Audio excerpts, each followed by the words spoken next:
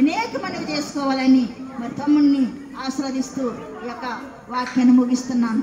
ఆమేన్. ప్రార్థిస్తానండి. మహాపరిశుద్ధుడా, మహోన్నతుడా, మహాగణుడా, నీకు వందనాలు, స్తోత్రాలు చెల్లిస్తున్నానయ్యా. ప్రభా, నువ్వు తల్లి గర్భంలోనే నిన్ను ఏర్పరచుకొని ఉన్నానన్నా తండ్రి. ప్రభా, నిన్నే కాదు దీవించడాన్ని బిడ్డలను కూడా దీవిస్తానని వాగ్దానం చేసిన దేవా నీకు వందనాలు.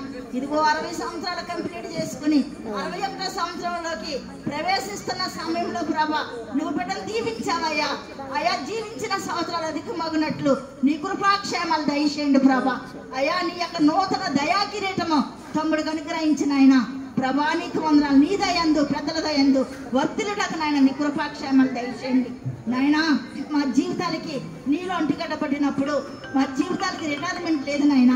నువ్వున్నా ప్రభా జీవింపజేసిన దేవుడు నాయన. ఇలాంటి పుట్టిన దినాలు అనేక మనవి చేసుకుని నిన్ను మహిమపరిచే బిడ్డగా, నిన్ను ఆరాధించే బిడ్డగా కుమారుణ్ణి దీవించమని అయ్యా, నీ మహిమలో కుమారుని వాడుకోమని యేసయ్య నామములో అడుగుతున్నాను తండ్రి.